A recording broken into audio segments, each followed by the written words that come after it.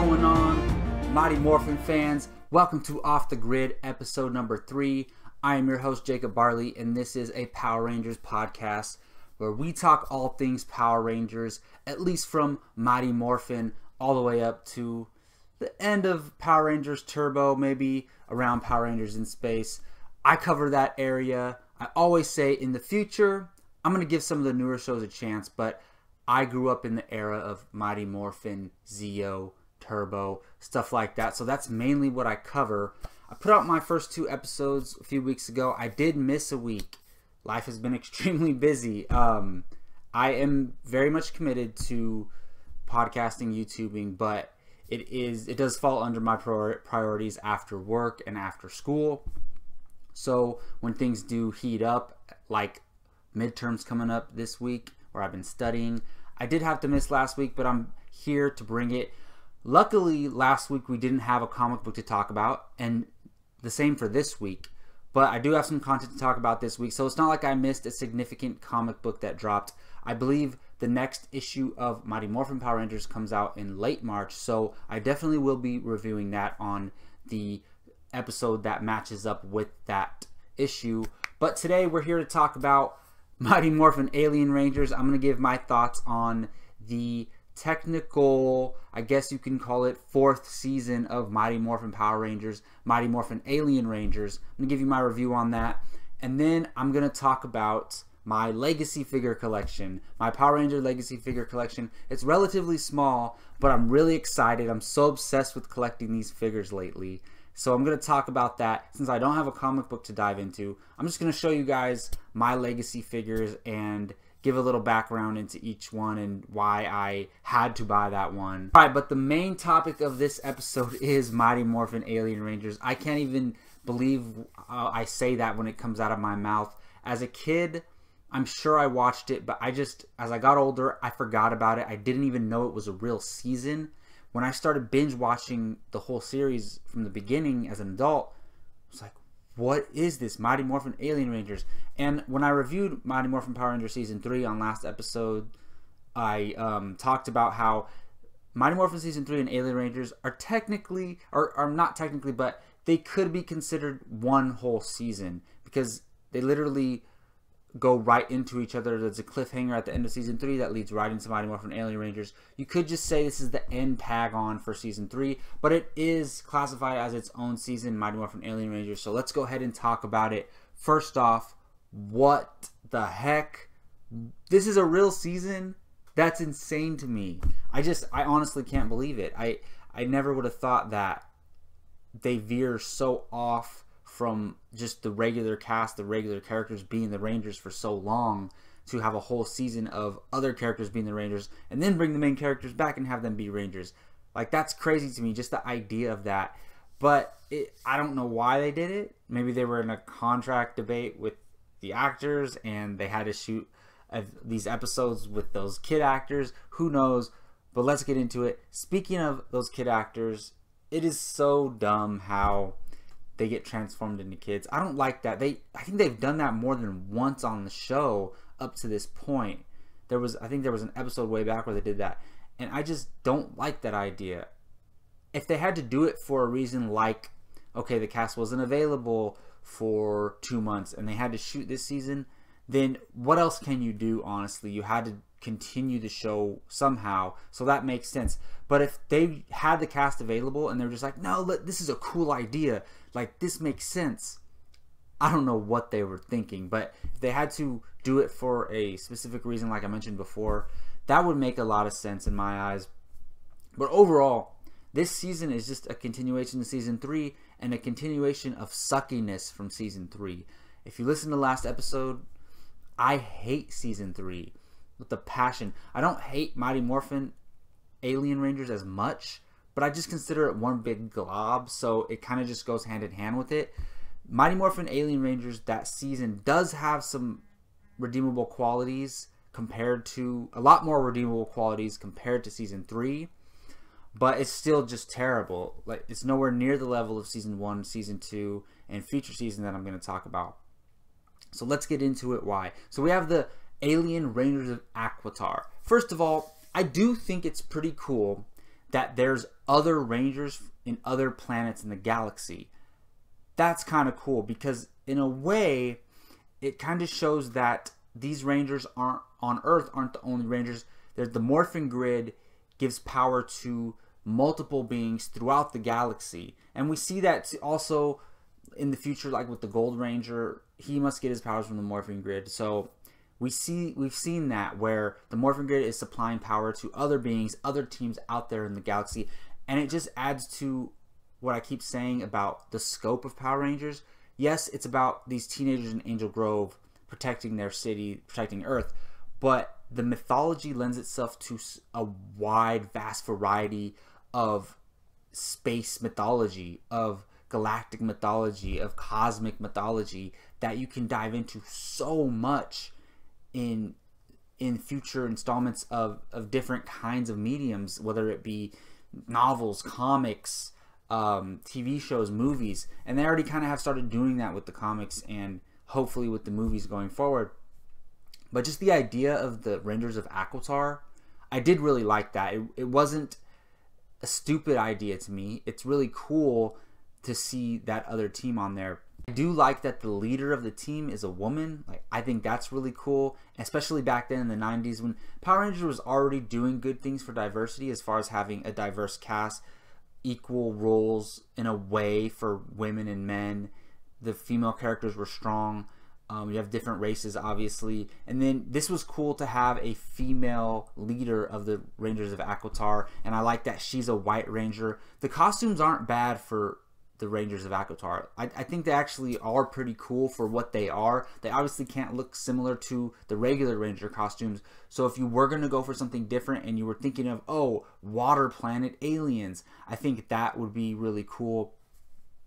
I do think it's cool. The colors are cool on this team, because you have a white ranger, you have a teal ranger, which that's the teal ranger. We've never seen a teal ranger, but there's a teal. I mean, in the shows that I've watched, and there's a teal ranger of Aquitar, and they have a black ranger as well, and that's really cool because we do see, you know, in the future installments they kind of got rid of the black Power Ranger as far the costume color of the black Power Ranger. So I think that was cool. And they don't have a pink ranger. They could have easily made the female lead pink, but I think that was cool that they went to give her white.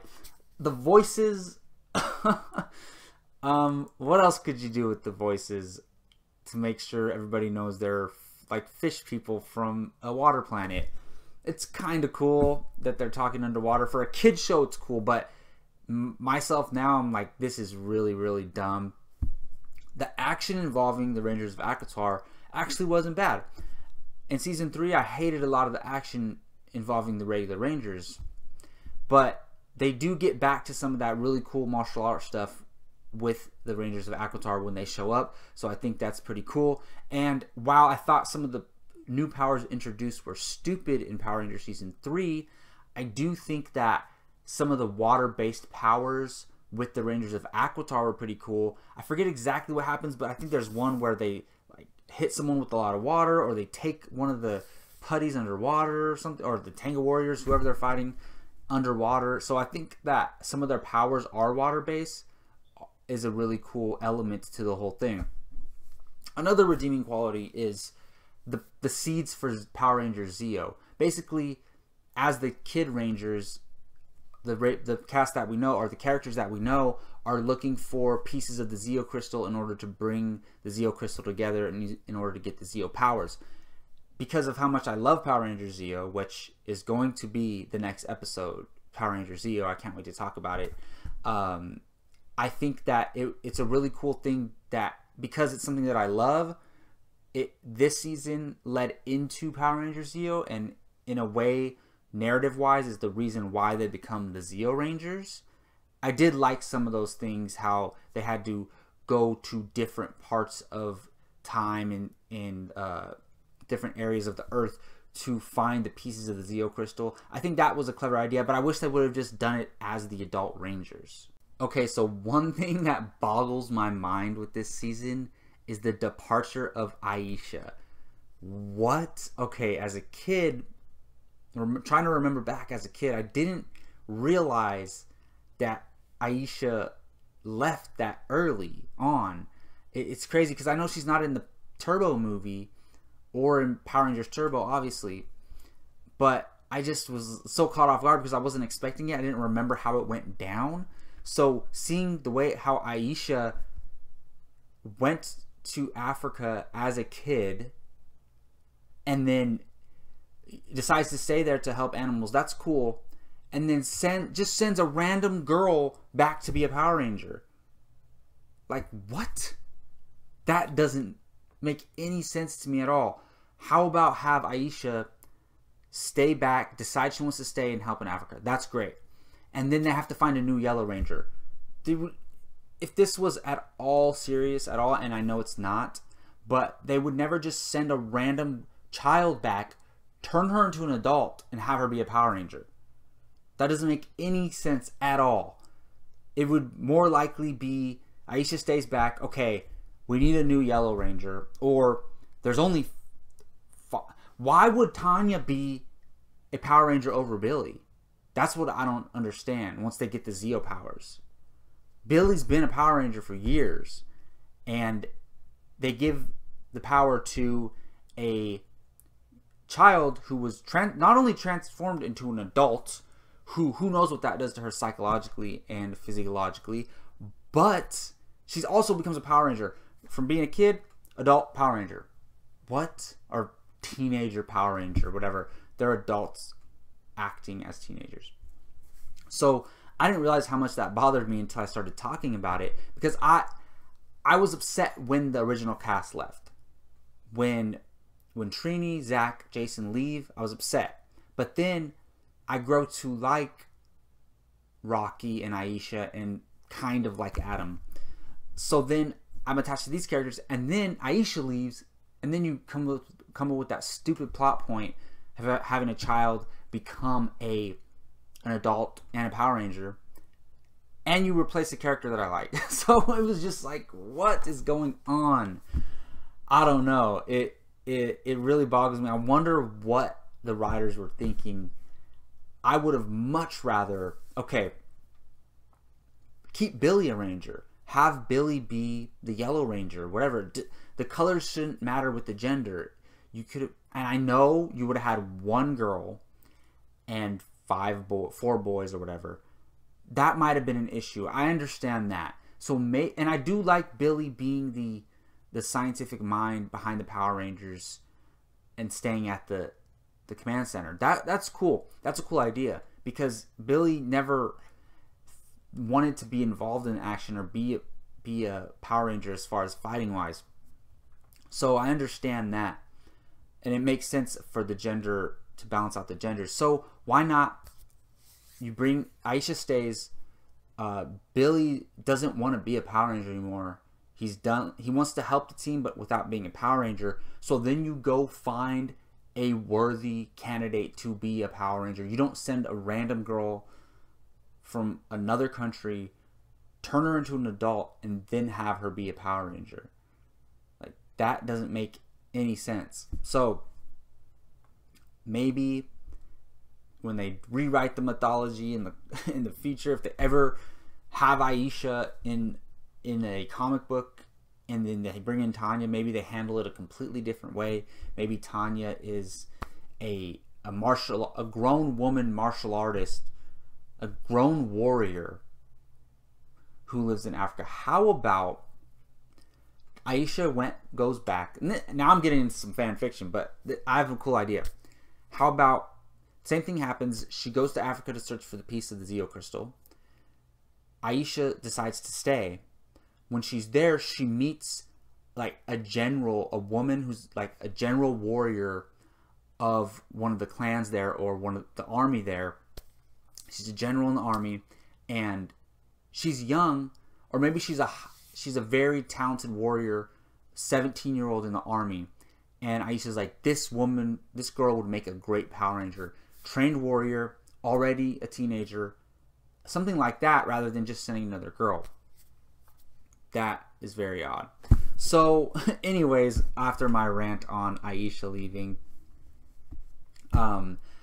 overall, I did not like Mighty Morphin Alien Rangers that much. I prefer it over season 3, but again, just like season 3, if you're gonna binge watch from Mighty Morphin to Turbo, then you have to watch season 3 and Mighty Morphin Alien Rangers. And at the end of Mighty Morphin Alien Rangers, we see something significant where Goldar and Rito Revolto, Rita's brother, blow up the command center. And that is significant because the original command center is pivotal to the Power Rangers, and then they get the new one with the Zeo for the Zeo Rangers and with the posters in the background of the original Rangers. Like I've said many times before, the mythology is great. No matter how cheesy the show gets in every season, no matter how kiddie it is, no matter how dumb it can be, no matter how you feel about it, for me, in my opinion, the mythology is always great. The basis of the mythology of the Power Rangers is amazing. So, and that continues through all the seasons pretty much.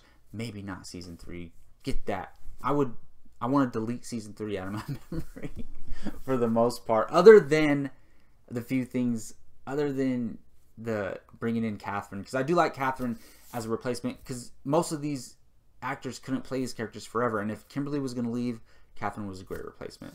So there you go. Overall, didn't like season 4 Mighty Morphin Aliens that much, but it's not completely terrible like season 3. Alright, now let's get into some Power Rangers Legacy figures. I collect a lot, as you can see behind me. That's not even half my stuff. A lot of my stuff is in boxes because I just moved into a new place. So a lot of my stuff are in boxes. That's the stuff I had to choose to put out because I wanted a little bit of a smaller setup. I had a huge wall covered with a bunch of stuff. I have way more stuff, but that's kind of the basis.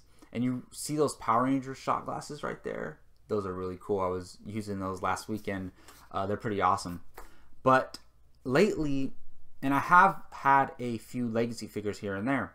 And for those of you who don't know what the Power Ranger Legacy figures are, they're basically the best type of cost-friendly toy of a Power Ranger you can buy. They're like the standard collector series of the Power Ranger toys. Like, you see the Star Wars toys right here? Those are the Black Series. Those, and they're roughly $20. Those are the standard collector, cost-friendly Star Wars toys. And so basically, and then you have the Marvel Legend figures. So those, the Power Ranger Legacy figures are the versions for Power Rangers. And I'm going to show you a few in a minute here. But I had a few. I had the original White Ranger, and then I had a few others. But then lately, I've been getting really obsessed with them because they are like going up in price as soon as they come out and stuff like that. And then like something like the original Red Ranger, the Build a Megazord Legacy figure, Red Ranger, is like $120 on eBay right now. So I'm trying to get ahead and buy some of these before they raise up in price. And the Green Ranger's $100 on eBay. I am going to Power Morphicon in August and getting an exclusive, Power Morphicon exclusive Lord Drakon Legacy figure, which I'm so excited about. One of the main reasons I'm even going down there. And that's already $50 to buy there. I can only imagine how much it's going to be after it goes online. So I've been really obsessed with these Legacy figures. When I'm driving and I see a Walmart or a Target, I stop at that store to see what Legacy figures they have, if they do have any. So let's get into my collection right now. I literally just bought 2 in the last 2 days. I bought one today and yesterday, and I'll tell you which ones they are in a second. But I think the first one I ever bought was this, the White Ranger, because it was at the store at the time. I remember it was at the store with the Yellow Ranger, and I kept going back and I wanted to get it, and I finally just bought the White Ranger. So I love this one. It's curious to me because I'm wondering, the Green Ranger's great, but why is the Green Ranger so, sought after as far as the toys go?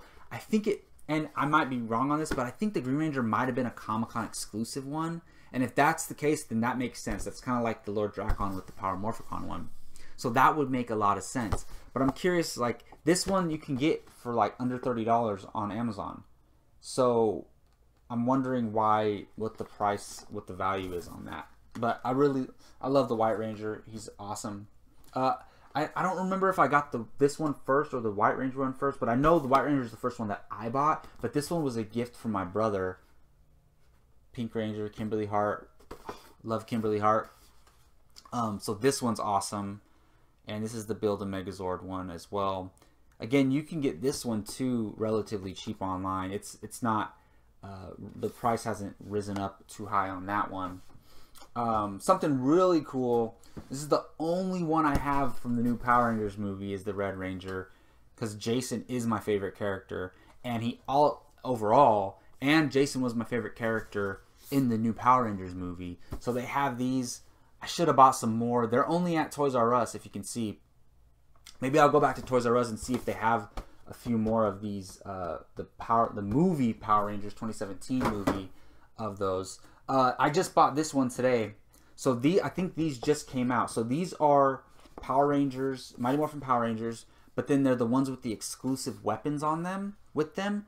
So the one I was just talking about, the Build a Megazord Red Ranger, doesn't have the power sword there. So, but it does have a Megazord piece where you can, once you get all the original ones, you can build a Megazord. But I don't open them anyway, so I'll never do that. But these ones, I just started seeing them at Walmart. They kind of have a metallic finish to them, but they do have the power weapons. And I'm an idiot. I passed up. I only bought this one, and they had the Black and the Blue Ranger there, and I was like, I'll just get them another time. Now I'm just desperately regretting that. I want to go back tomorrow and buy the Black and the Blue because I don't have those yet. Another one I bought a while ago, just because I have to. I want to collect all of them. But yeah, Trini is not my favorite. The Yellow Ranger is not my favorite by any means, but I love all the original Rangers, so I had to have her on the squad. Pretty cool, huh? This is another Build Your Megazord one. It has the Megazord piece in there, which is pretty awesome. And then these last two are from Power Rangers Zeo. This one, I love this one. This is the Gold Ranger, and I'm going to be talking about Power Rangers Zeo next week. I'm so excited to talk about it. I almost started saying something about it, but I'm going to save it all for next week. But I love this one because of who is in the suit. I'm not going to give any spoilers if you know, but if you know what I mean, you know what I mean, you know what I mean. But this one is awesome. It's the Gold Zeo Ranger with the staff too, with the exclusive weapon. So that's really cool. And then I just bought this one yesterday. You know what's funny is, and this is Tommy's Red Zeo Ranger. You know what's funny is, before I rewatched Power Rangers Zeo recently, I probably wouldn't have bought this one.